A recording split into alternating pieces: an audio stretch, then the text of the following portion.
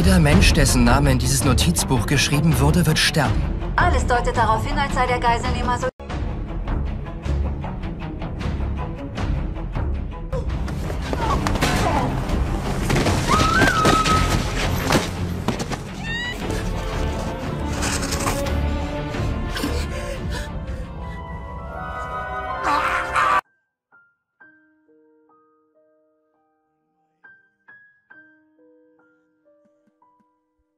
Apakah kamu percaya bahwa di dunia ini ada yang disebut sebagai dewa kematian? Konon, dewa kematian memiliki sebuah buku catatan kematian. Siapapun yang namanya ditulis di buku itu akan mati. Namun, bagi Xiao Yue, seorang siswa jenius dengan kecerdasan luar biasa, mitos seperti ini hanyalah omong kosong belaka. Ia sama sekali tidak mempercayainya. Namun, pada suatu malam hujan deras yang gelap gulita, dari langit tiba-tiba jatuh sebuah buku catatan berwarna hitam. Anehnya, bahkan air hujan pun tidak berani menyentuhnya. Saat itu, Xiao Yue yang sedang pulang dari sekolah kebetulan lewat di tempat buku itu jatuh. Buku tersebut ternyata adalah buku catatan kematian yang ada di dalam legenda. Xiao Yue berpikir, pasti ini hanyalah lelucon kekanak-kanakan dari seorang remaja yang sedang bertingkah aneh. Kebetulan, pada saat itu televisi sedang menyiarkan berita tentang seorang pembunuh yang sedang buron. Sebagai pribadi yang menjunjung tinggi rasa keadilan, Xiao Yue memutuskan untuk menulis nama orang itu di buku tersebut. Setelah menulisnya, ia masih merasa dirinya konyol. Namun, keesokan harinya saat membuka koran, ia tertegun. Tidak disangka, pembunuh yang buron itu benar-benar meninggal. Wajah Xiao Yue dipenuhi rasa heran. Ia segera mencari konfirmasi dan ternyata memang benar orang yang mati itu adalah pembunuh semalam. Meski begitu, Xiao Yue masih merasa mungkin saja ini hanya kebetulan. Demi membuktikan apakah buku itu benar-benar mampu mengendalikan hidup dan mati seseorang, ia pergi ke tempat yang sering didatangi para preman. Perlahan, Xiao Yue mengeluarkan buku catatan tersebut dan menulis nama pimpinan para preman itu.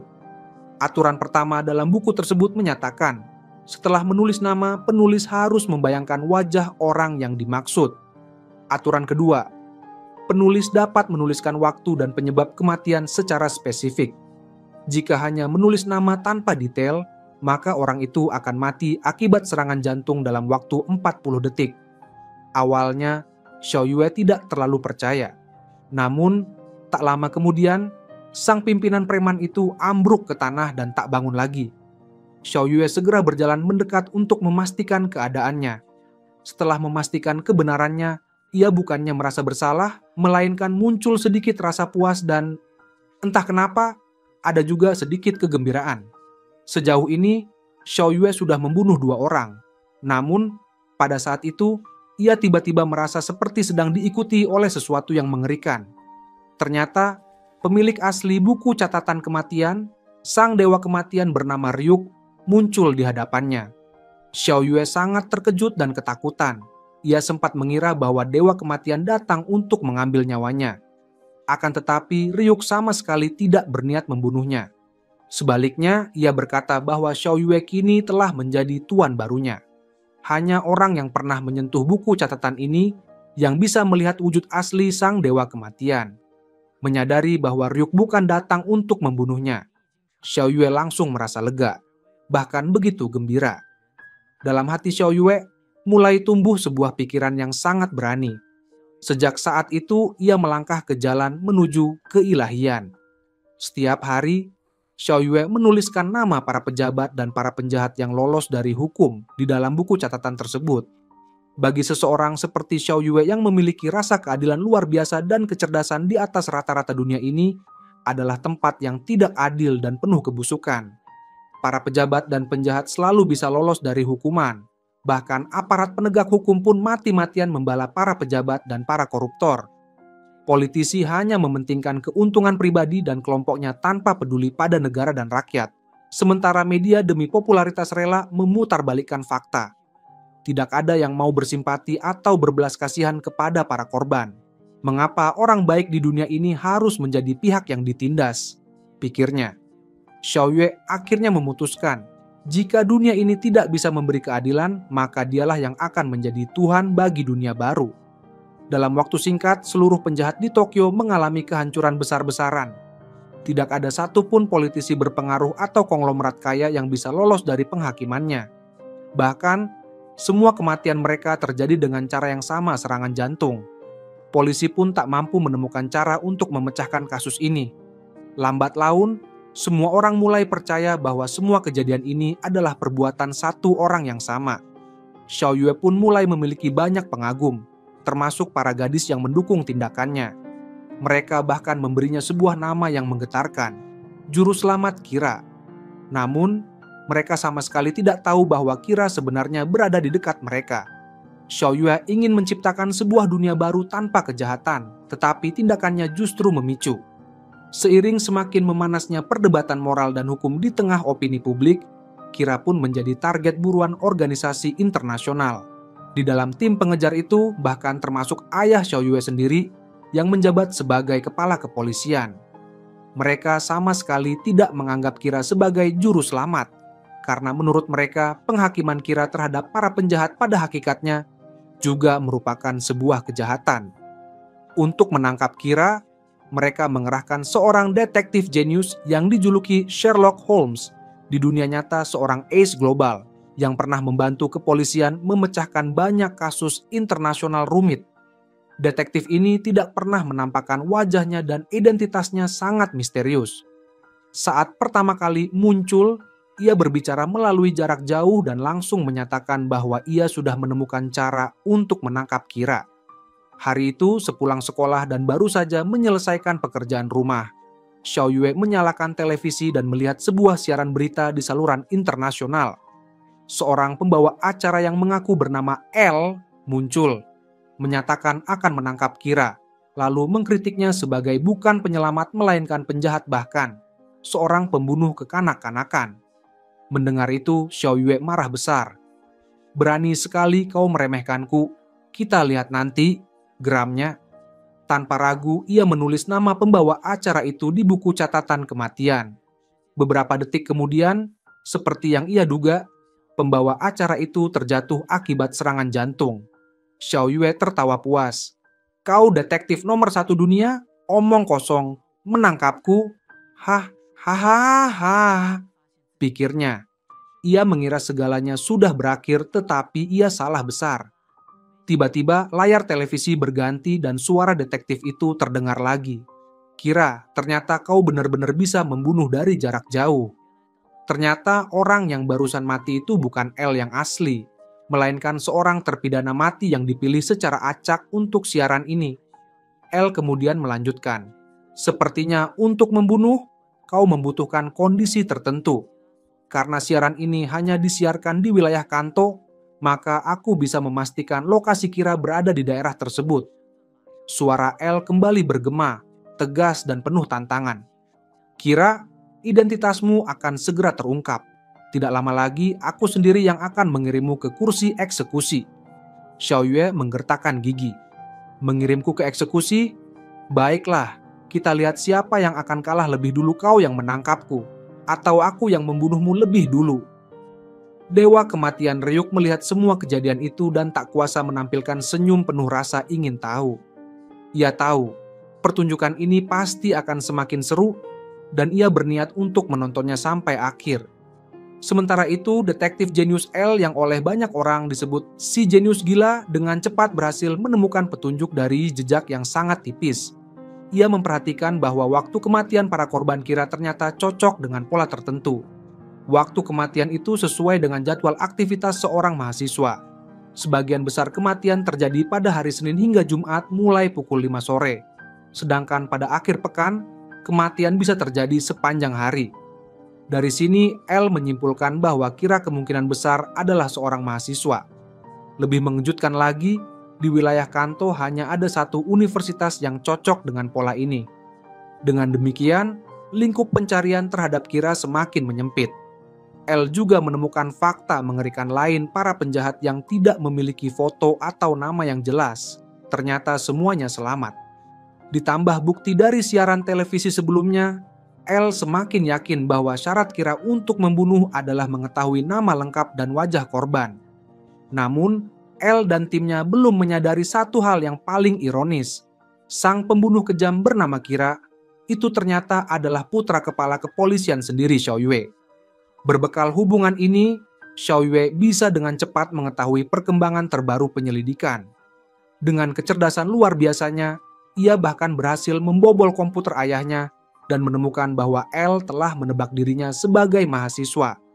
Tentu saja, hal itu sama sekali tidak membuat Xiao Yue berhenti membunuh. Justru, ia segera mengubah taktik.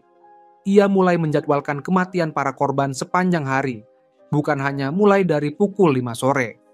Modus ini dengan cepat membuat pihak kepolisian kebingungan total seluruh analisis yang sudah dibuat sebelumnya seakan kembali ke titik nol. Beberapa detektif bahkan mulai meragukan kesimpulan L, mengira bahwa Kira sebenarnya bukan seorang mahasiswa. Namun L sama sekali tidak tertipu. Baginya, perubahan pola pembunuhan dalam waktu sesingkat itu hanya berarti satu hal. Kira mengetahui perkembangan penyelidikan secara detail. Dengan kata lain, Kira ada di antara mereka. Siapa sangka semua itu ternyata memang sudah masuk dalam perhitungan Xiao Yue. Ia sengaja membocorkan kemungkinan adanya hubungan antara Kira dan kepolisian, dengan tujuan membuat seluruh kantor polisi saling curiga satu sama lain. Namun, ia tidak menduga bahwa L tidak hanya akan menyelidiki setiap petugas polisi di tempat kejadian, tetapi juga akan mengawasi seluruh anggota keluarga mereka. Hal ini membuat Xiao Yue kembali berada dalam situasi yang sangat berbahaya. Suatu hari, seperti biasa, Xiao Yue sedang memberikan apel kepada Ryuk. Namun, kali ini Ryuk tidak langsung mengambilnya seperti biasanya. Merasa ada yang aneh, Xiao Yue mengeluarkan ponselnya dan baru sadar bahwa ia sedang dibuntuti. Itu artinya, orang dari kepolisian sudah mulai mengawasinya. Ia ingin sekali membunuh orang yang mengikutinya itu, tetapi ia tidak mengetahui namanya. Di saat kebingungan itu, Ryuk membocorkan sebuah rahasia tentang Dewa Kematian. Mata milik Dewa Kematian dapat langsung melihat nama dan umur seseorang. Namun, Ryuk tidak akan memberitahukannya begitu saja. Jika Xiao Yue ingin memperoleh kekuatan itu, ia harus menyerahkan setengah dari sisa umur hidupnya. Tiba-tiba, sebuah ide licik muncul di benaknya. Ia teringat pada aturan ketiga penggunaan buku catatan kematian. Jika waktu dan penyebab kematian ditulis dengan jelas, maka kematian korban akan sesuai dengan catatan tersebut. Hari itu, seorang perampok bersenjata api tiba-tiba melakukan perampokan di dalam bus. Xiao Yue memutuskan memanfaatkan momen ini untuk menguji identitas dan nama agen yang membuntutinya. Ia menulis sebuah pesan kepada pacarnya. Nanti aku akan memanfaatkan kesempatan untuk merebut senjata perampok itu. Pesan ini sengaja ia buat agar agen yang duduk di belakangnya bisa melihat. Agen tersebut memang memperhatikan dan langsung curiga. Ia hendak menghentikan Xiao Yue, tetapi Xiao Yue dengan sengaja berkata, "Bagaimana aku bisa percaya kamu? Siapa tahu kamu itu kaki tangan perampok. Lagi pula perampok jarang beraksi sendirian." Demi membuktikan bahwa dirinya bukan penjahat, agen itu pun menunjukkan kartu identitas kepolisian miliknya kepada Xiao Yue, tanpa menyadari bahwa ia baru saja masuk perangkap. Xiao Yue lalu dengan sengaja menjatuhkan catatan kecilnya ke lantai, dan momen itu berhasil menarik perhatian. Perhatian perampok itu segera tertuju pada kertas yang sengaja dijatuhkan Xiao Yue. Ternyata kertas itu adalah potongan kecil yang ia sobek dari sudut buku catatan kematian. Saat itu, barulah Ryuk menyadari bahkan dirinya, sang dewa kematian, telah dimanfaatkan oleh Xiao Yue sebagai bagian dari permainan liciknya. Perampok yang sudah panik itu tergesa-gesa melarikan diri. Namun, baru saja ia turun dari bus, sebuah mobil yang kebetulan melintas menabraknya dengan keras. Semua ini bukan kebetulan, melainkan bagian dari skenario yang sudah Xiao Yue rancang matang-matang. Di dalam buku, ia menulis, pada 29 Maret seorang perampok tewas akibat tertabrak mobil. Ia naik bus pada pukul 10.12 untuk merampok. Namun di tengah perjalanan melihat halusinasi menakutkan, menembak ke arah halusinasi itu, lalu melarikan diri keluar dari bus, dan akhirnya tewas tertabrak mobil. pihak kepolisian sama sekali tidak menyangka bahwa kali ini Xiao Yue berhasil bermain di lapisan kelima. Strateginya ia bukan hanya menciptakan citra sebagai warga yang jujur dan berani, tetapi juga berhasil memastikan identitas serta nama agen yang membuntutinya. Meski begitu, ia tidak langsung membunuh agen tersebut, karena ia menganggap agen Lei masih bisa dimanfaatkan. Xiao Yue pun mulai menyiapkan jebakan yang jauh lebih besar, hingga membuat Ryuk sendiri merasa ngeri. Keesokan harinya, agen Lei mendapat tugas di dalam sebuah kereta, dan Xiao Yue pun menyusup ke dalamnya. Menggunakan alat pengubah suara, Xiao Yue berbicara melalui radio. "Halo, agen Lei. Aku adalah Kira. Jika kau tidak ingin mati, ikuti semua instruksiku." Pada awalnya, Lei tidak mempercayai ucapan itu sampai tiba-tiba, pria yang duduk di sebelahnya roboh dan mati seketika. Setelah memastikan pria itu benar-benar meninggal, rasa takut langsung menyelimuti Lei. Tak berdaya, Lei terpaksa mengikuti perintah. Xiao Yue menyuruhnya menulis nama atasannya di atas selembar kertas khusus. Tidak lama kemudian, di komputer Lei, masuk sebuah email dari kepala kepolisian berisi daftar nama seluruh anggota polisi. Sebelum sempat berpikir panjang, Lei sudah dipaksa menyalin semua nama itu ke kertas tersebut. Namun, begitu Lei turun dari kereta, ia tiba-tiba merasa nyeri hebat di dadanya dan sesaat kemudian agen Lei terjatuh dan tewas seketika di tempat kejadian. Xiao Yue hanya berdiri memandangi pemandangan itu dengan tenang, lalu tersenyum tipis. Ternyata, kertas yang dipakai Lei untuk menulis nama tadi hanyalah selembar halaman yang sudah disobek dari buku catatan kematian. Di halaman itu, Xiao Yue sudah lebih dulu menulis waktu, dan penyebab kematian yang kurang hanyalah mengisi nama korban. Kali ini, Xiao Yue kembali bermain di lapisan kelima strateginya. Dengan memanfaatkan tangan agen Lei, ia berhasil menyingkirkan semua ancaman yang membahayakan dirinya. Tak butuh waktu lama, seluruh anggota tim investigasi kepolisian termasuk yang berada di luar negeri tewas satu persatu akibat serangan jantung, seolah tanpa sebab. Kantor kepolisian pun seketika kacau balau. Setelah mengetahui bahwa semua anggota tim khusus sudah mati, para polisi yang tersisa di ruang rapat mulai dilanda ketakutan. Entah karena ancaman kematian atau sekadar naluri mempertahankan diri, mereka memilih mengundurkan diri. Mereka sadar bahwa kali ini mereka berhadapan bukan dengan manusia, melainkan sosok yang seperti Tuhan yang bisa menentukan hidup mati orang lain dengan mudah. Akhirnya, hanya tersisa ayah Xiao Yue dan 6 orang polisi lain. Mereka bersumpah, meski harus mempertaruhkan nyawa, tetap akan menemukan siapa Kira sebenarnya. Sementara itu, El pun memang menunggu momen di mana hanya orang-orang yang ia percayai yang masih bertahan. Tak lama kemudian, beberapa polisi itu akhirnya melihat El secara langsung di sebuah hotel. Penampilannya memberi kesan seperti seorang otaku rumahan sulit dipercaya bahwa orang seperti ini adalah detektif kelas dunia. Saat itu, El meminta setiap polisi yang hadir untuk menyebutkan nama mereka. Ia lalu berkata dengan dingin, "Kalau aku adalah Kira, begitu kalian menyebutkan nama asli, kalian sudah mati. Mulai sekarang, semua orang harus menggunakan nama samaran." El juga menegaskan bahwa ia sangat yakin Kira berada di antara orang-orang yang pernah menjadi target penyelidikan sebelumnya. Para polisi pun langsung tersadar bahwa lingkup pencarian kini semakin sempit. Beberapa hari berikutnya, El terus memutar ulang rekaman CCTV kematian setiap polisi. Hingga akhirnya, ia menemukan petunjuk di detik-detik terakhir sebelum mati. Agen Lei sempat menunjuk ke arah pintu kereta. Dari situ, El menyimpulkan bahwa orang yang berdiri di dalam gerbong dekat pintu itu pasti adalah Kira.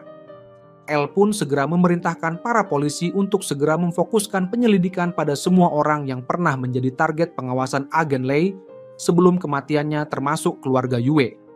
Rencananya, setiap sudut rumah mereka akan dipasangi kamera pengintai tanpa celah. Beberapa polisi yang polos menentang ide ini karena menganggapnya sebagai pelanggaran privasi. Ayah Xiao Yue sendiri meski kesal akhirnya setuju. Bahkan menambahkan, kalau mau pasang sekalian sampai tuntas. Kalau perlu, kamar mandi pun jangan dilewatkan. Ia tidak tahu bahwa justru inilah yang diinginkan L. Pertarungan antara detektif terhebat dan dewa kematian Xiao Yue pun akan segera dimulai.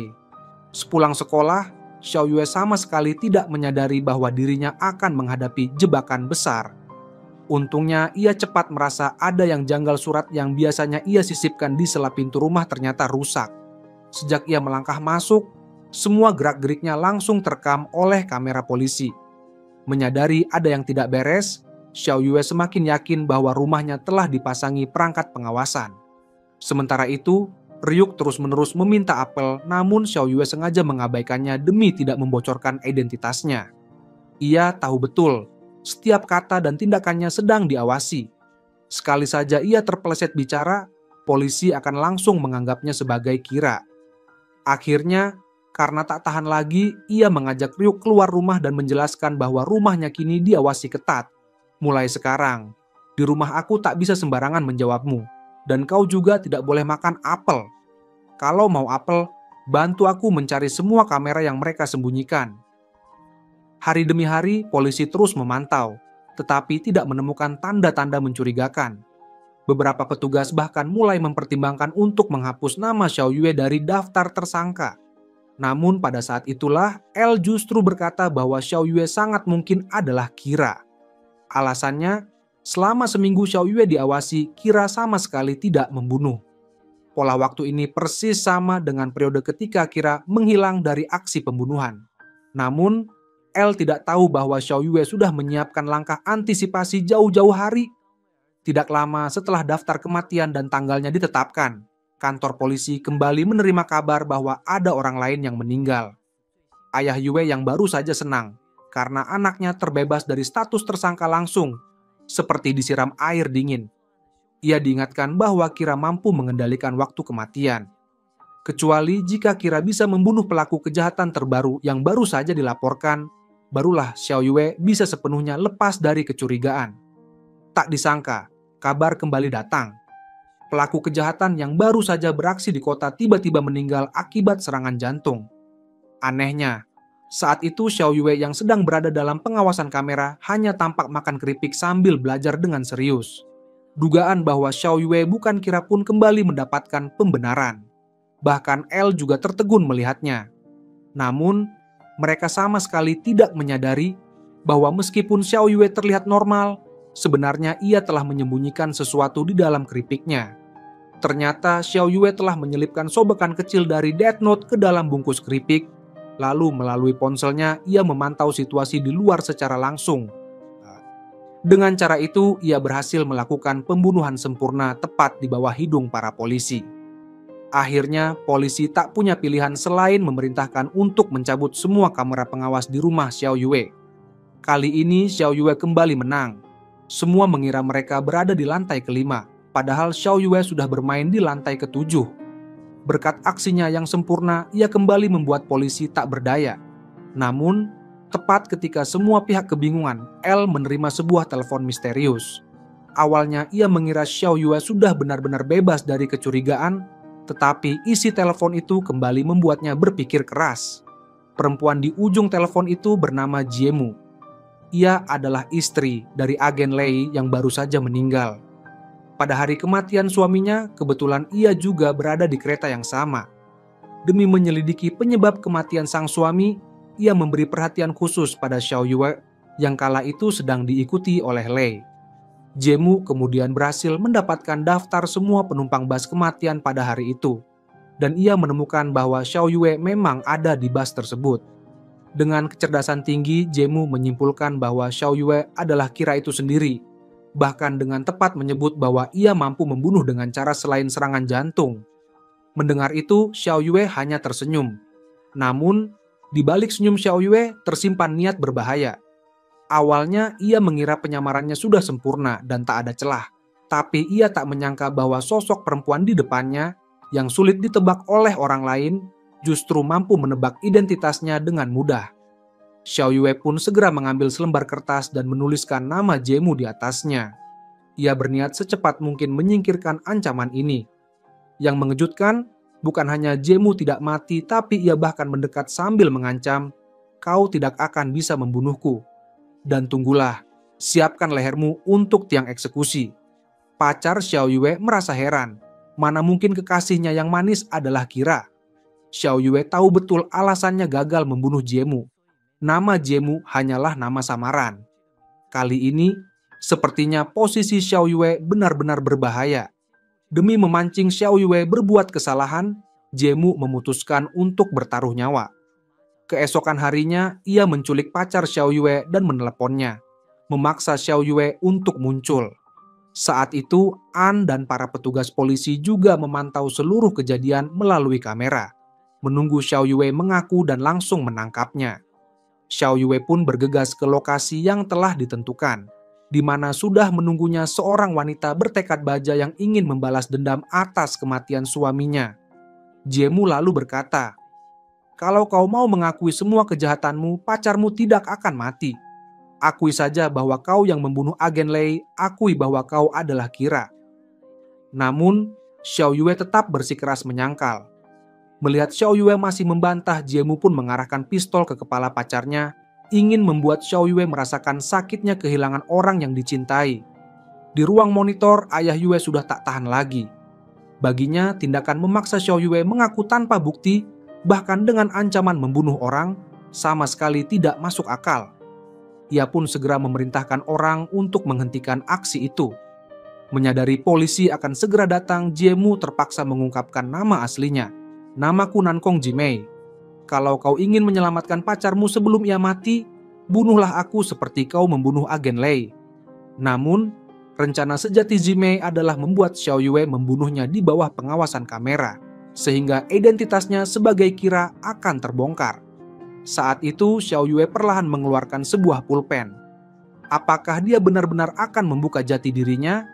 Namun, tiba-tiba suara sirene polisi terdengar. Pacarnya langsung menghentakkan tubuh, berhasil melepaskan diri dari ikatan, lalu berlari menuju Xiao Yue. Tapi, pemandangan berikutnya membuat semua orang tertegun. Pacarnya justru tertembak dan tewas seketika. Jimei panik. Dia tidak mengerti mengapa dirinya tanpa sadar menembakkan peluru. Xiao Yue berteriak marah, bertanya mengapa Jimei menembak. Dalam desakan pertanyaan yang berulang-ulang, akhirnya saat polisi tiba, Jimei yang merasa bersalah memilih untuk menarik pelatuk dan mengakhiri hidupnya sendiri.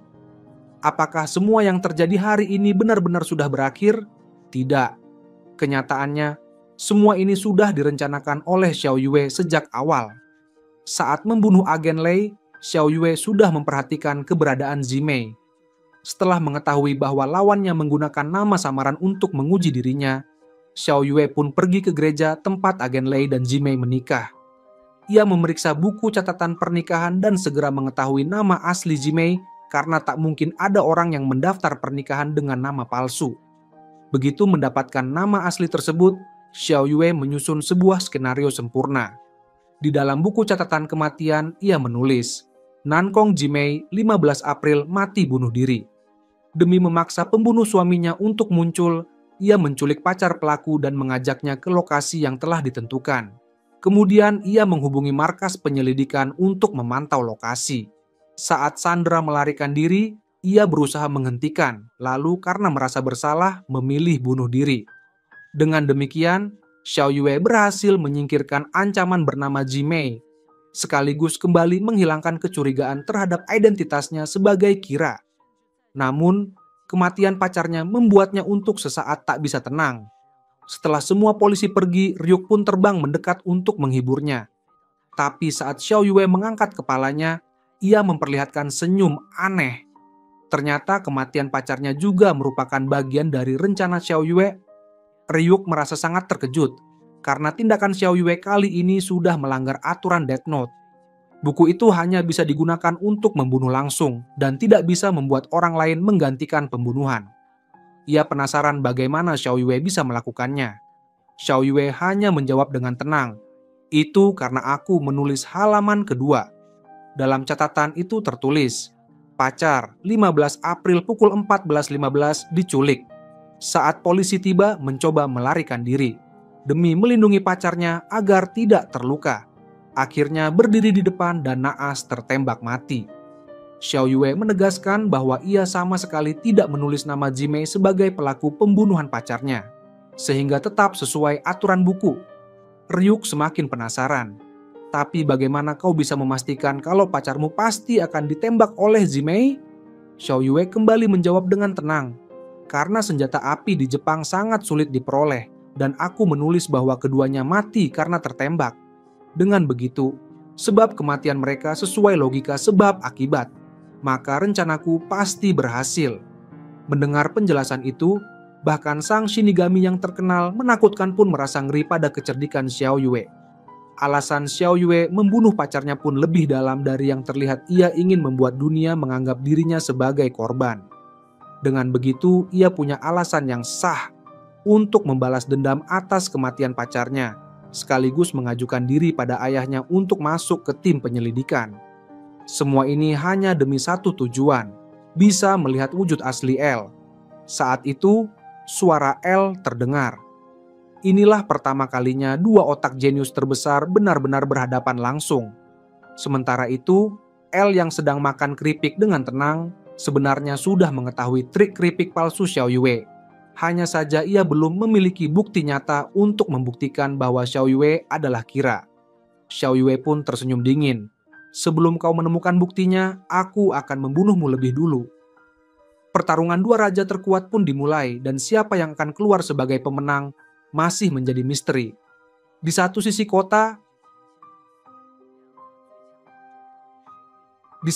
kota, seorang penjahat kejam sedang mengejar seorang gadis kecil. Gadis itu ketakutan, menutup mata rapat-rapat, hanya bisa diam-diam berdoa agar Tuan Kira menyelamatkannya.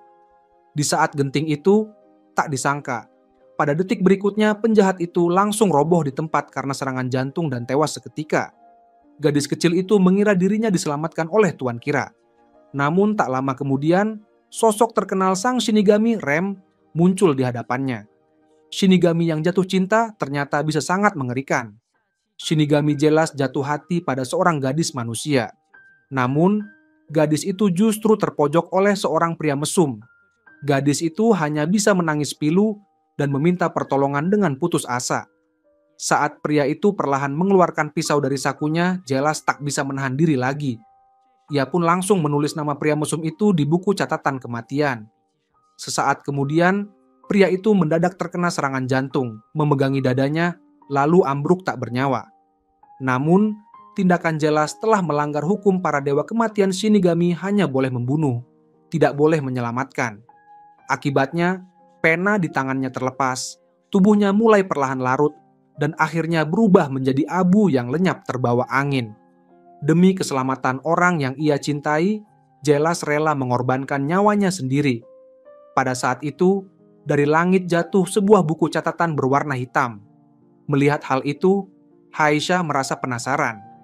Ia pun berjalan mendekati jasad pria mesum itu dan perlahan mengambil buku tersebut. Begitu membukanya, ia melihat ada satu baris tulisan berisi nama pria mesum itu. Apakah ini berarti Tuan Kira telah menampakkan diri? Pikirnya. Namun, ternyata bukan. Haisha terkejut hingga jatuh tersungkur, karena di hadapannya berdiri Shinigami putih bernama Rem. Rem, sebelum kematian jelas telah berpesan untuk menjaga Haisha. Jangan takut, Haisha. Mulai dari saat tanganmu menyentuh buku catatan ini, kamu sudah menjadi pemilik baruku. Buku yang ada di tanganmu ini, siapapun yang namanya ditulis di dalamnya akan mati. Mendengar penjelasan itu, sudut bibir Haisha perlahan terangkat, membentuk senyum yang penuh arti. Setetes senyum tipis muncul di wajahnya. Bukankah ini persis seperti kemampuan Tuan Kira? Sejak saat itu, di kota mulai muncul sosok yang disebut sebagai Kira kedua. Semua penjahat buronan, khususnya yang telah membunuh atau menyakiti perempuan, satu persatu menerima vonis dari Kira kedua. Penyebab kematian mereka sama persis, serangan jantung mendadak. Seiring semakin terungkapnya aksi pengadilan para penjahat oleh Kira, dukungan dari masyarakat terutama perempuan dan anak-anak mulai bermunculan. Namun, bagi Xiao Yue yang telah bergabung dengan tim investigasi, hal ini justru membingungkan. Selama periode ini aku jelas tidak melakukan eksekusi. Lalu siapa yang sebenarnya membunuh para penjahat itu? Pikirnya. Bahkan El juga mulai merasa pusing menghadapi satu. Kira saja sudah cukup merepotkan, sekarang muncul dua sekaligus. Bagaimana jadinya? Tak lama kemudian, sebuah berita mengejutkan menyebar luas. Sebuah stasiun televisi menayangkan rekaman suara yang mengaku sebagai Kira kedua. Ternyata Kira kedua mengancam pihak stasiun televisi dengan kematian jika mereka tidak menyiarkan pesan itu. Isinya membuat bulu kuduk merinding. Ia secara terang-terangan menyatakan dukungannya pada Kira dan mengatakan bahwa menentang Kira sama saja dengan mendukung kejahatan. Ia bahkan bersumpah akan menyingkirkan semua penghalang di jalan. Kira menuju ketuhanan. Tidak hanya bicara, Kira. Kedua langsung membuktikan ucapannya dengan membunuh seorang pakar yang menentang Kira. Polisi yang menonton siaran langsung berusaha memutuskan tayangan itu. Namun mereka dikejutkan ketika Kira kedua membunuh target berikutnya berkali-kali. Bahkan tanpa mengetahui nama lengkap korban. Bahkan komandan di ruang kendali pun kebingungan ternyata Kira kedua bisa membunuh hanya dengan melihat wajah seseorang. Suara Kira kedua kembali terdengar. Kira, jika kau menonton siaran ini, datanglah ke lokasi. Kau pasti tahu aku sudah memiliki mata Shinigami. Sekarang, biarkan aku melihat seperti apa Shinigamimu. Aku akan setia menjadi matamu dan membantumu. Xiao Yue hanya bisa ternganga setelah mendengarnya. Siapa sebenarnya Kira kedua ini? Dan kenapa dia membocorkan semuanya dengan santai begitu? Pikirnya. Dalam hati, Xiao Yue mulai mempertanyakan mungkinkah di dunia ini benar-benar ada yang disebut Shinigami. Sementara itu, di depan stasiun televisi, kerumunan besar telah memadati area tersebut. Namun, Kira kedua tidak menunjukkan tanda-tanda ingin menghentikan aksinya. Ternyata, Kira kedua itu bukan orang lain selain artis papan atas yang sedang naik daun Haisa. Setelah mendapatkan buku catatan kematian, ia tidak puas dengan kemampuan yang dimilikinya. Ia lalu menukar setengah dari umur hidupnya kepada Shinigami demi mendapatkan mata Shinigami, sehingga ia bisa mengetahui nama seseorang hanya dengan melihat wajahnya. Saat semua pihak merasa tidak berdaya, sebuah mobil van tiba-tiba menerobos masuk ke area stasiun televisi. Seorang pria berhelm turun dari mobil tersebut. Tanpa ragu, ia mengeluarkan pistol dan menembak kabel siaran langsung hingga terputus. Pria itu bukan orang lain selain Yueshi yang asli. Ia seorang diri menyerbu masuk ke gedung stasiun televisi dan akhirnya berhasil menghentikan siaran mengerikan itu. Dao sangat paham bahwa jika dua Kira bergabung, tidak diragukan lagi itu akan menjadi bencana yang bisa memusnahkan dunia. Waktu sudah tidak banyak, ia harus segera menemukan Kira. Di sisi lain, Xiao Yue juga menyadari bahwa ia harus lebih dulu menemukan Kira kedua yang memiliki mata Shinigami itu, karena jika ia berhasil menyingkirkannya, tak ada lagi yang bisa menghalangi jalannya menuju ketuhanan. Sementara itu, Haisa merasa sudah cukup bermain. Ia yakin Kira yang cerdas pasti akan datang menemuinya. Ia pun mengaktifkan mata Shinigami untuk mengamati semua orang yang lewat.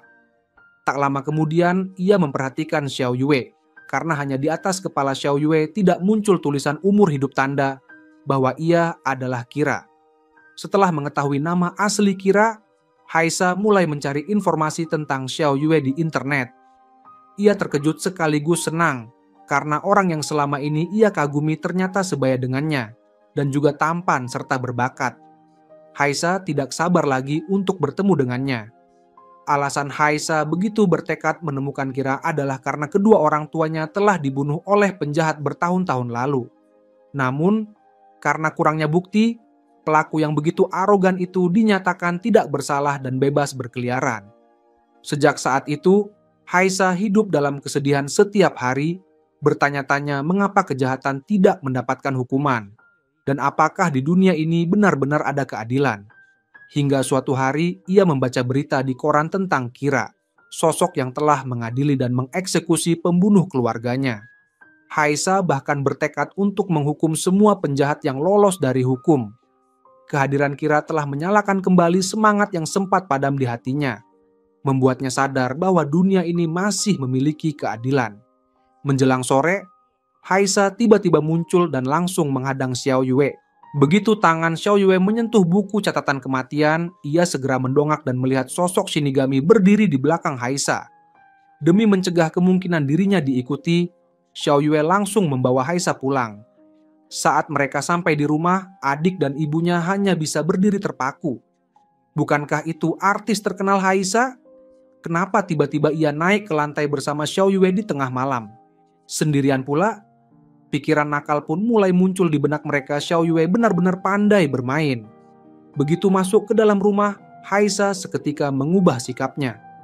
Dari citra dingin yang biasanya ia tampilkan, kini ia berubah menjadi penggemar berat Xiao Yue. Xiao Yue pun langsung berbicara to the point.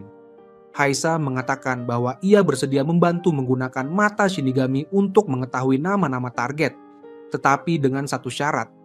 Tanpa ragu, Xiao Yue menolak. Menurutnya, pekerjaan Haisa terlalu mencolok, dan jika suatu hari ia tertangkap, rahasia Kira akan terungkap. Haisa panik, lalu berjanji akan sepenuhnya patuh pada arahan Xiao Yue. Untuk membuktikan ketulusannya, ia bahkan menyerahkan buku catatan kematiannya kepada Xiao Yue. Dengan begini, aku tidak bisa membunuhmu, tapi kamu bisa membunuhku kapan saja, ujarnya. Namun, Xiao Yue yang berhati-hati tetap mencurigainya, menduga Haisa mungkin menyembunyikan lembaran catatan yang sudah disobek. Ia pun menuntut agar Haisa mengungkap tujuan sebenarnya datang mencarinya. Haisa hampir menangis karena tidak dipercaya. Melihat situasi itu, Shinigami bernama Rem akhirnya angkat bicara. Ia menjelaskan bahwa keluarga Haisa telah dibunuh secara brutal oleh para penjahat beberapa tahun lalu. Tetapi pelaku tidak pernah dihukum dan tetap bebas. Hingga akhirnya, Kira yang menghukum mereka. Bagi Haisa, Kira adalah segalanya. Setelah mengetahui alasannya, Xiao Yue memeluk Haisa dengan erat. Dua Shinigami yang berada di dekat mereka hanya diam menyaksikan, tanpa menyadari bahwa di dalam hati Xiao Yue sedang tersimpan. Hari itu, saat Xiao Yue baru saja bersiap pulang, ia tiba-tiba dipanggil oleh. Tak pernah terpikir olehnya bahwa L juga akan muncul di area publik kampus. L duduk dengan tenang sambil memakan coklat. Namun dalam hati ia merasa terkejut dengan hilangnya second Kira secara tiba-tiba. L menduga pasti kedua Kira sudah bertemu dan ia khawatir namanya akan segera terungkap. Untungnya ia masih memiliki topeng yang bisa menutupi identitasnya. Saat L dan Light, Xiao Yue sedang dalam perjalanan pulang sambil mendiskusikan strategi. Tiba-tiba Misa, Haisha muncul mencari Light. Hal ini membuat Light merasa kesal. Dasar gadis bodoh, kenapa datang dengan cara sebegitu ceroboh? Namun, tepat pada saat itu Light mendapatkan ide licik. Bukankah ini kesempatan emas yang langka untuk menyingkirkan L? Light kemudian berpura-pura memperkenalkan L sebagai temannya bernama Ryuga Hideki, Longchi, dan menyuruh Misa membuka topeng L untuk melihat wajahnya. Dengan polos, Misa langsung melepas topeng tersebut dan berkat mata Shinigami ia berhasil mengetahui nama asli L. Rencana Light tampak berhasil. Namun, sebelum ia sempat merasa puas, L tiba-tiba memegang tangan Misa dan dengan ramah berkata bahwa ia adalah penggemarnya. Aksi ini langsung menarik perhatian orang-orang di sekitar. Light yang merasa menang, bersiap menelepon Misa untuk menanyakan nama asli L. Tetapi, ketika telepon tersambung, suara yang terdengar justru milik orang asing yang mengatakan bahwa ia menemukan ponsel itu. Barulah Light sadar bahwa aksi fangirling L tadi hanyalah trik untuk mengalihkan perhatian, lalu mencuri ponsel Misa. Meski begitu, Light tidak panik karena Misa masih memiliki ponsel cadangan. Namun, yang tak ia duga adalah bahwa semua kejadian hari itu ternyata merupakan bagian dari jebakan yang sudah direncanakan L. Misa, yang matanya ditutup, kini telah ditangkap polisi sebagai tersangka second Kira. Ternyata L sudah lama mencurigainya karena polisi menemukan rambut Misa pada kaset video yang dikirim Kira ke stasiun televisi. Selain rambut, polisi juga menemukan serat pakaian. Karena itu, L memutuskan untuk menggunakan dirinya sendiri sebagai umpan untuk memancing kemunculan second Kira. Ia lalu meminta Light agar untuk sementara tidak datang lagi ke ruang investigasi dan menyita semua barang milik Misa, termasuk ponselnya. Pada saat itu, Ryuk hanya terkekeh kecil. L pun pergi begitu saja. Light awalnya mengira rencananya sudah sempurna, namun tak disangka malah berhasil digagalkan oleh L. Sementara itu, Misa tengah diikat erat dan dikurung di ruang isolasi dengan pengawasan penuh 24 jam. L melakukan berbagai interogasi, mencoba menekan Misa, tetapi Misa tetap bungkam dan tidak mengatakan apapun. L tetap bersabar, bersedia menunggu sampai Misa mau mengungkap segalanya. Namun, sampai keesokan harinya, satu-satunya kalimat yang diucapkan Misa hanyalah bahwa ia ingin ke toilet. Waktu terus berjalan hingga hari kelima. Setelah melalui siksaan isolasi dan interogasi tanpa henti, Misa akhirnya tak tahan lagi. Ia berteriak ke udara, "Aku tidak mau hidup lagi." L di luar ruangan tidak tahu bahwa kalimat itu sebenarnya ditujukan kepada Shinigami Rem yang berada di dekatnya.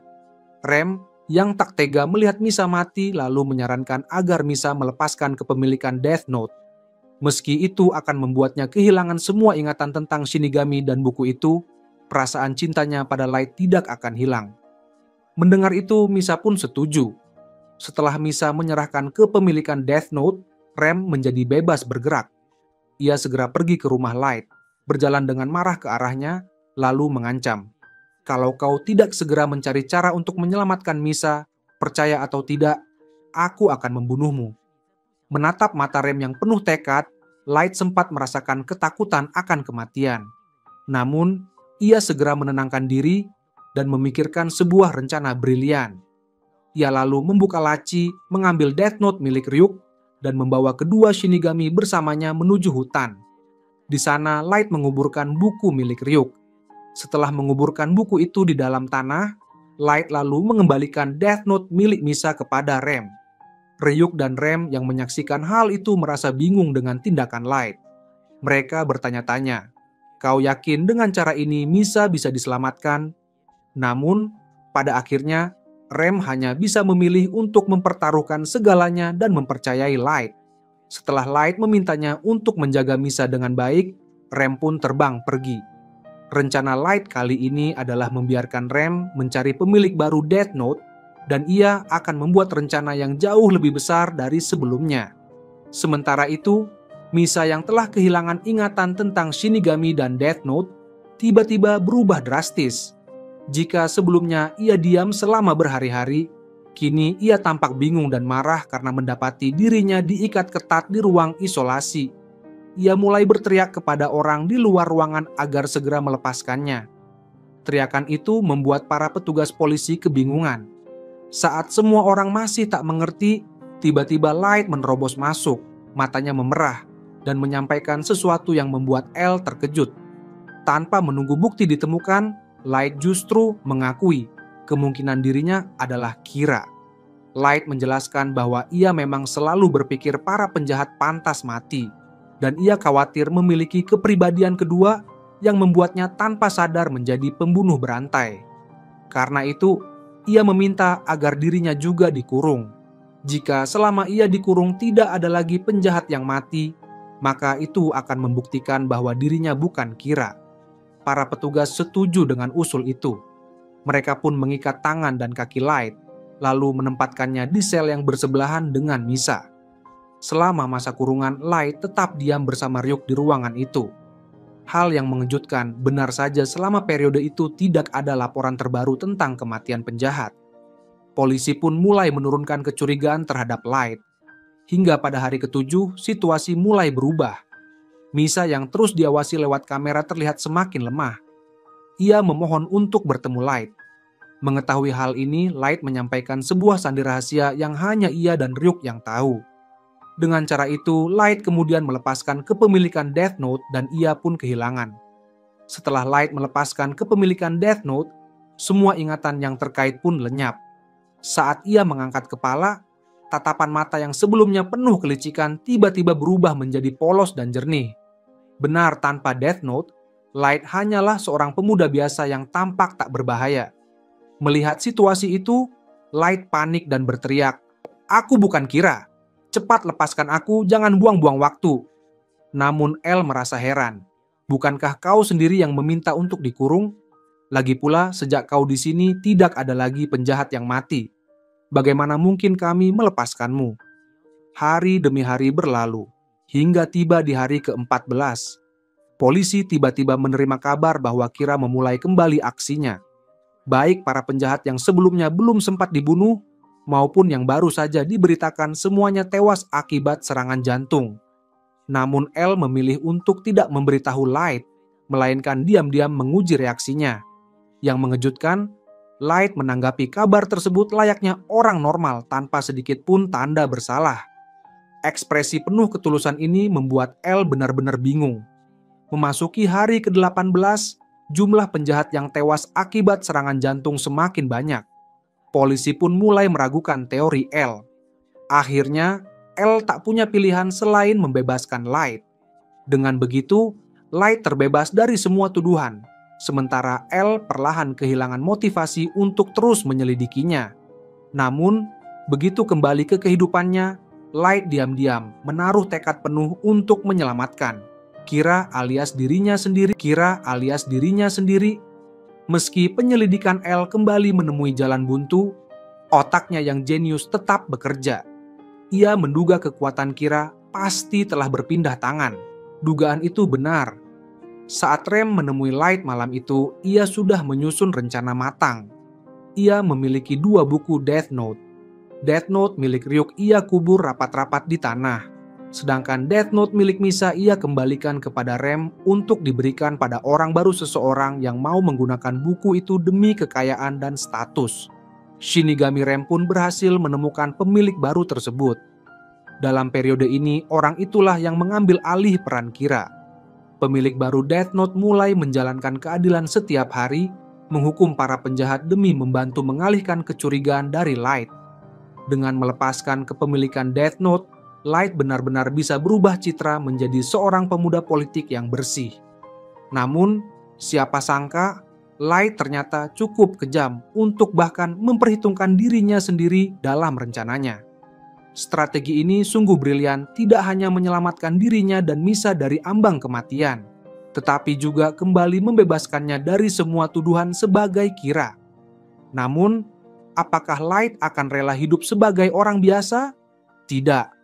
Meski kehilangan ingatan, ia tetap bertekad mencari tahu siapa Kira yang sesungguhnya. Tak lama kemudian, ia membuat penemuan mengejutkan.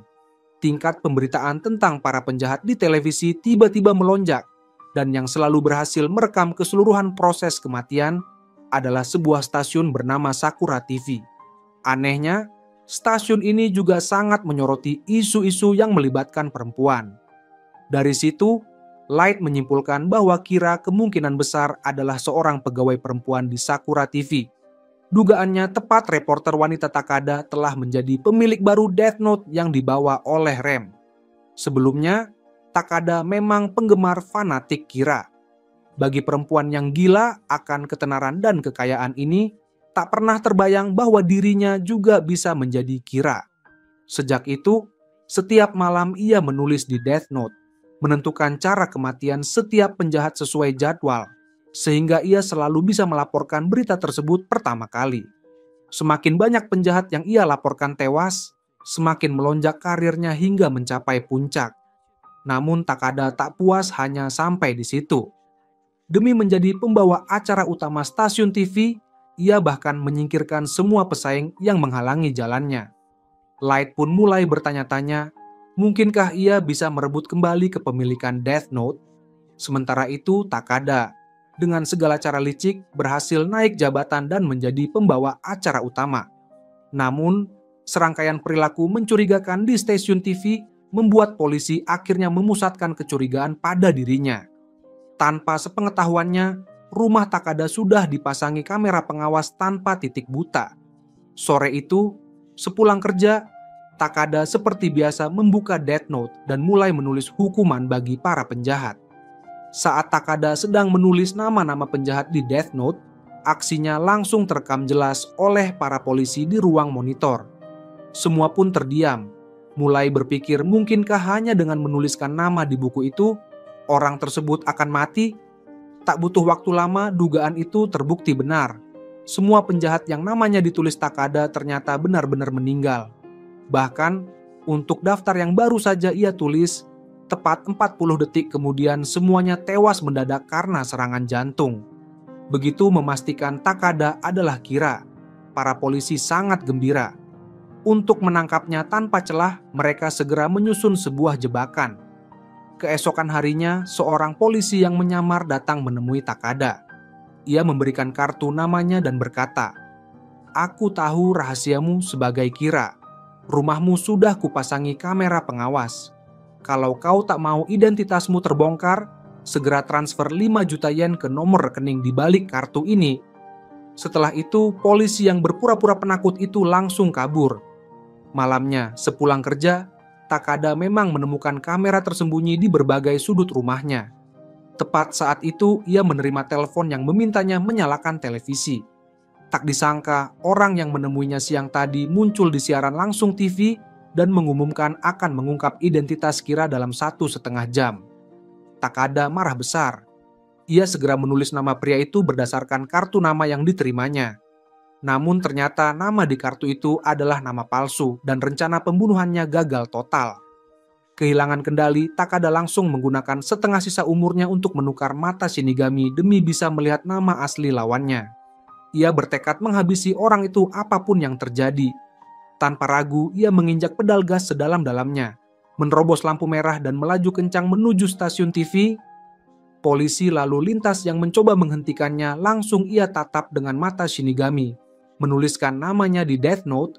Seketika polisi itu terkena serangan jantung dan roboh di tempat.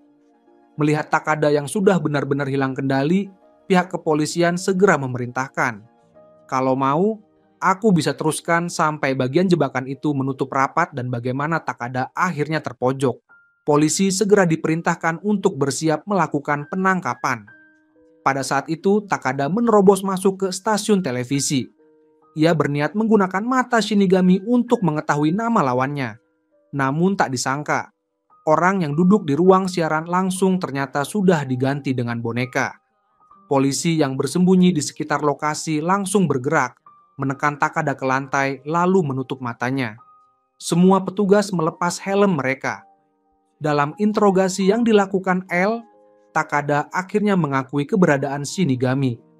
Awalnya, ayah Xiao Yue yang seorang ateis sama sekali tidak percaya. Namun, ketika ia memungut buku catatan yang tergeletak di lantai, detik berikutnya bahkan L yang biasanya tenang dan dingin ikut berkeringat dingin setelah melihat Shinigami secara langsung. Xiao Yue sendiri tidak mengerti apa yang sedang dilihat semua orang. Ia pun mengulurkan tangan untuk menyentuh buku catatan itu. Begitu tangannya menyentuh Death Note, semua ingatan masa lalunya kembali berkelebat di kepalanya. Dan seketika itu juga ia memahami seluruh kebenaran. Melihat Xiao Yue tanpa reaksi, orang lain mengira ia ketakutan.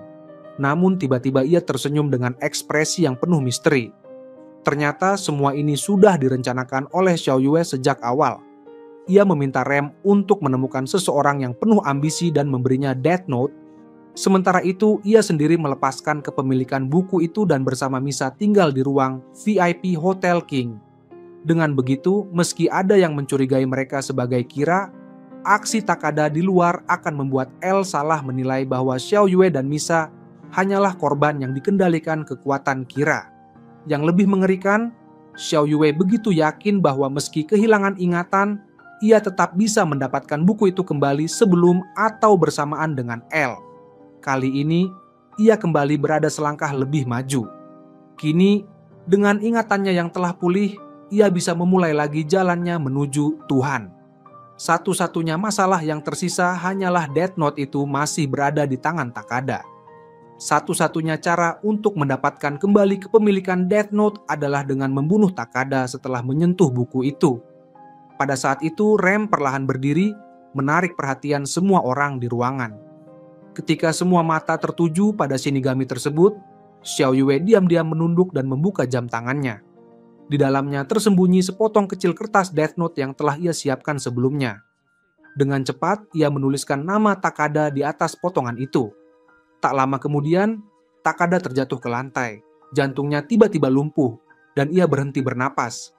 Touta Matsuda terkejut dan kebingungan mungkinkah nama Takada baru saja ditulis di Death Note. Namun setelah mencari kemana-mana, ia tidak menemukan bukti apapun. Untuk menjelaskan kematian mendadak Takada, Xiao Yue sudah menyiapkan skenario. Ia sebelumnya meminta Rem untuk diam-diam menambahkan aturan palsu di dalam Death Note. Jika pengguna tidak membunuh siapapun dalam 13 hari, ia akan mati. Setelah Rem mengonfirmasi bahwa aturan itu memang tertulis di sana, para polisi akhirnya hanya bisa menyimpulkan bahwa kasus Kira telah terpecahkan. Misa dan Xiao Yue pun resmi dibebaskan. Namun, semua ini belum berakhir. Jalan Xiao Yue menuju status Tuhan kini hanya tinggal menghapus L dari jalannya. Ia pun segera mengatur rencana selanjutnya untuk Misa. Malam itu, sesuai instruksi Xiao Yue, Misa pergi sendirian ke hutan gelap. Tak lama kemudian, ia menemukan tempat di mana Xiao Yue menyembunyikan Death Note. Perlahan ia menggali tanah, dan benar saja, di dalamnya terdapat sebuah kotak yang berisi Death Note milik Ryuk. Begitu tangannya menyentuh buku itu, semua ingatan tentang Shinigami langsung kembali memenuhi pikirannya. Misa pun memulihkan semua memorinya. Tepat saat itu, sebuah suara yang sangat familiar terdengar dari belakangnya. Kini, Misa telah menjadi pemilik baru Ryuk dan akhirnya mengerti bahwa semua ini adalah bagian dari rencana Xiao Yue. Misa membuka kotak itu dan menemukan sebuah apel, serta sepucuk surat dari Xiao Yue. Di dalamnya tertulis, "Sayangku Misa, aku yakin ketika kamu membuka surat ini, tulis Xiao Yue, kamu pasti sudah mendapatkan kembali semua ingatan tentang para Shinigami. Ada satu hal yang ingin aku titipkan padamu. Dulu, saat kita masih di universitas, aku pernah mengenalkanmu pada seorang pria bernama Ryugi. Waktu itu, kamu seharusnya sudah menggunakan mata Shinigami untuk melihat nama aslinya. Sekarang, tulislah nama itu di Death Note. Selamanya mencintaimu, Yue." Namun, saat Misa kembali ke rumah dan hendak menulis, ia menyadari bahwa ia sama sekali tidak bisa mengingat nama pria itu. Nama tersebut telah lama menghilang dari ingatannya. Lebih parah lagi, ia kini tak bisa lagi menggunakan mata Shinigami karena ketika dulu ia melepaskan kepemilikan Death Note, kemampuan itu juga ikut hilang.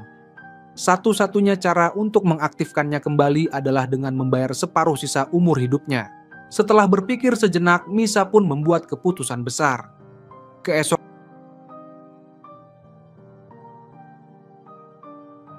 Keesokan harinya, Misa kembali beraksi sebagai Kira, sesuai instruksi Xiao Yue, menghukum para penjahat melalui siaran publik.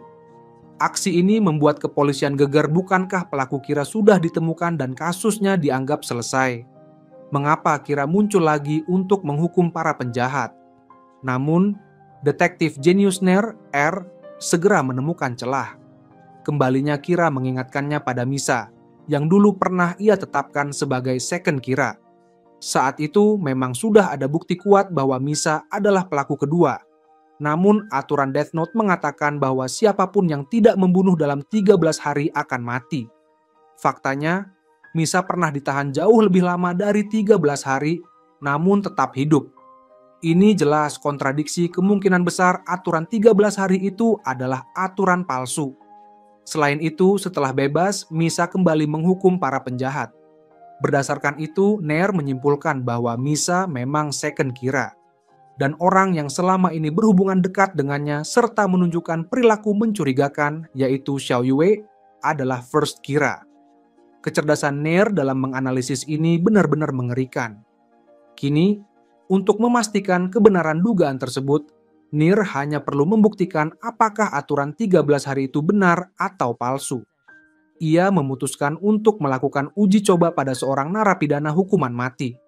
Menuliskan namanya di Death Note dan melihat apakah ia akan mati pada hari ke-13. Ia lalu memerintahkan ayah Xiao Yue untuk membawa Death Note ke penjara. Sial, apakah dirinya akhirnya benar-benar terbongkar? L hanya perlu menunggu 13 hari lagi untuk membuktikan bahwa Xiao Yue dan Misa adalah Kira. Setelah semua orang meninggalkan ruangan, kini hanya tinggal Xiao Yue dan L berdua.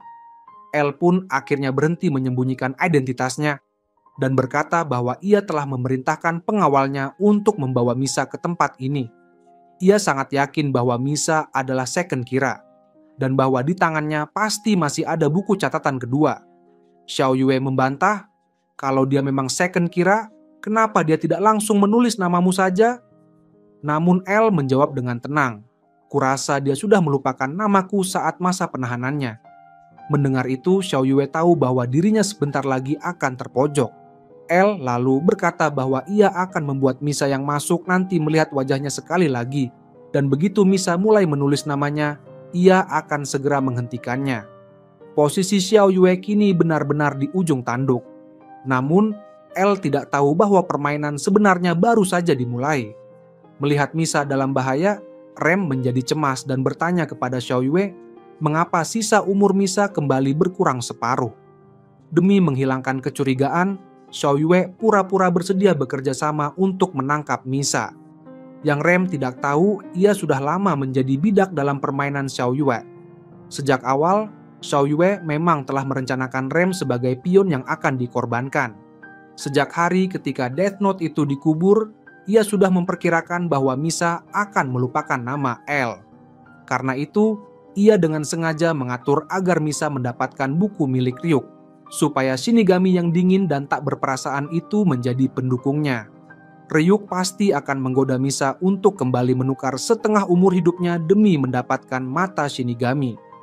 Begitu Misa kembali menghukum para penjahat, L akan otomatis mencurigainya sebagai second Kira, yang pada akhirnya menciptakan situasi di mana Misa pasti mati. Xiao Yue juga sudah memperhitungkan bahwa Rem tidak akan tinggal diam melihat Misa dalam bahaya. Tidak peduli apapun yang terjadi, Rem tidak akan mengkhianati titipan sahabat sesama Shinigami, Gelasu. Perlahan, Rem mengeluarkan Death Note dan menulis nama pengawal pribadi L, Watari, di dalamnya. Karena telah melanggar hukum para Shinigami bahwa Shinigami hanya boleh membunuh manusia, bukan menyelamatkannya, tubuh Rem mulai hancur sedikit demi sedikit, hingga akhirnya berubah menjadi abu dan lenyap sepenuhnya. Ia rela mengorbankan nyawanya sendiri demi melindungi keselamatan Misa. Begitu Rem selesai menulis, Watari langsung terkena serangan jantung dan jatuh tak bernyawa di tempat. Benar saja, tujuan akhir Xiao Yue selama ini adalah mengorbankan Rem, lalu menggunakan kematian Watari untuk menukar situasi. Kali ini taruhannya besar, hampir saja ia sendiri yang kehilangan nyawa, namun pada akhirnya ia menang. Xiao Yue memandang ke depan, seolah berkata dalam hati, "Selamat tinggal musuhku. Jika sedikit saja rencanaku meleset, akulah yang akan mati. Sekarang, saksikan aku memulai festival penciptaan dewa." Masih ada satu hal terakhir yang harus diselesaikan Xiao Yue. Mengambil kembali buku catatan yang diantar oleh ayahnya. Ia menulis di dalam buku agar sang ayah mengembalikan Death Note, lalu segera mati karena serangan jantung. Misa yang menyaksikan hal ini pun tidak tahan melihatnya, tapi Xiao Yue tidak memedulikannya sama sekali. Baginya, pengorbanan sang ayah bukanlah masalah. Xiao Yue menunggu dengan tenang di aula. Benar saja, sesuai naskah yang ia tulis di Death Note, ayahnya datang sambil membawa kotak yang ia kira berisi buku catatan itu. Namun saat kotak dibuka, ternyata kosong. Xiao Yue terkejut dan tidak mengerti apa yang terjadi. Ayahnya lalu menatapnya dan berkata bahwa ia sudah mengetahui segalanya. Seketika para polisi yang sejak tadi bersembunyi bermunculan dari berbagai sudut mengarahkan senjata langsung ke Xiao Yue. Di sisi lain, Misa juga ditangkap oleh polisi. Ketika Xiao Yue mendongak, ia melihat sosok yang berdiri di puncak tangga L. Ternyata L tidak mati. Ia sudah memprediksi akan ada situasi seperti ini. L pun perlahan menuruni tangga sambil mengungkapkan seluruh kebenaran. Ternyata buku catatan yang Xiao Yue gunakan barusan adalah milik Misa. Buku catatan Misa itu palsu, ujar L dengan tenang. Yang asli ada di tanganku. Tapi aku tak menyangka kamu bahkan sanggup membunuh Shinigami. Untungnya aku sudah lebih dulu menulis di Death Note bahwa aku akan mati 23 hari kemudian. Jadi aku tak akan dibunuh oleh Shinigami. Ternyata sejak hari Kira mengambil alih eksekusi hukuman, L telah menetapkan Misa sebagai targetnya. Ia mengirim orang ke rumah Misa untuk menukar buku catatan tersebut. Namun, ia tetap tidak menemukan bukti langsung bahwa Xiao Yue adalah Kira. L pun memutuskan untuk mempertaruhkan nyawanya demi mengungkap siapa dalang sebenarnya. dan ia tahu ia butuh bantuan ayah Xiao Yue. Awalnya, ayah Xiao Yue sama sekali tidak percaya bahwa putrinya yang selama ini dikenal baik dan saleh adalah Kira. Tapi ketika ia melihat L dengan tegas menuliskan namanya sendiri di Death Note, barulah ia memahami tekad L. Meskipun begitu, ia tetap menolak mempercayai bahwa putrinya adalah Kira sampai di saat terakhir, ketika mereka mengetahui bahwa Xiao Yue bahkan berniat membunuh ayahnya sendiri. Saat itulah bukti yang mereka butuhkan akhirnya lengkap. Xiao Yue yang sudah terpojok tetap tidak mau menyerah. Ia melirik sekeliling, bersiap mengeluarkan secari kertas Death Note yang ia sembunyikan di dalam jam tangannya. Namun sebelum sempat bergerak, terdengar letusan senjata polisi menembaknya dari atas. Peluru berikutnya menghantam betisnya, membuat Xiao Yue jatuh kesakitan di lantai. Saat itulah ia sadar, bahkan secari kertas dari Death Note pun mampu membunuh orang. Semua misteri kini telah terungkap dan bukti terhadap Xiao Yue tak terbantahkan. Murka, ia berteriak memanggil Ryuk, menaruh seluruh harapan pada Shinigami itu agar menulis nama semua orang di ruangan tersebut dan membunuh mereka. Ryuk pun perlahan membuka buku catatannya. Xiao Yue tertawa terbahak-bahak, merasa yakin bahwa pada akhirnya ia tetap menang. Namun, tawa itu berhenti seketika. Di halaman Death Note yang dibuka Ryuk sudah tertera nama Xiao Yue sendiri.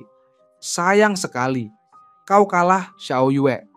Xiao Yue yang selama ini mengandalkan kecerdasan untuk menyusun rencana sempurna, ternyata lupa satu hal penting. Ryuk sama dinginnya, sama tak berperasaannya. 40 detik kemudian, Xiao Yue mendadak terkena serangan jantung. Sambil memegangi dadanya, ia jatuh tersungkur ke lantai. Hingga detik terakhir hidupnya, Xiao Yue tetap tidak mengerti mengapa Ryuk memilih mengakhiri hidupnya. Mengapa Ryuk mengkhianatinya. Xiao Yue tidak mengerti. Ia bahkan tidak paham di mana letak kesalahannya, karena semua yang ia lakukan menurutnya adalah demi keadilan.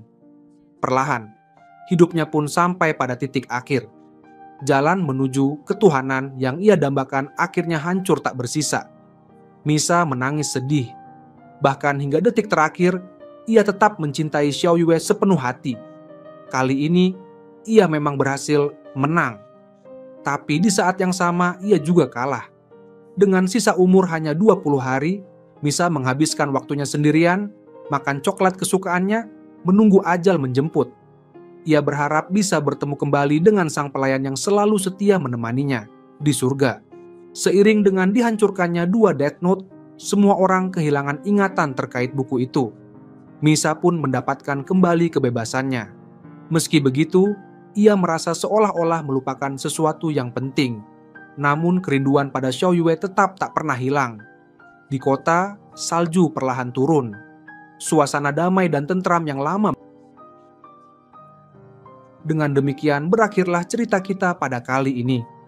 Teruslah berbuat kebaikan, teruslah menyuarakan kebenaran meski itu tidak terlalu berdampak pada suatu negara. Tetaplah pada jalan yang benar, jangan pernah suka membuat kebohongan demi kepentingan pribadi maupun kelompok tertentu.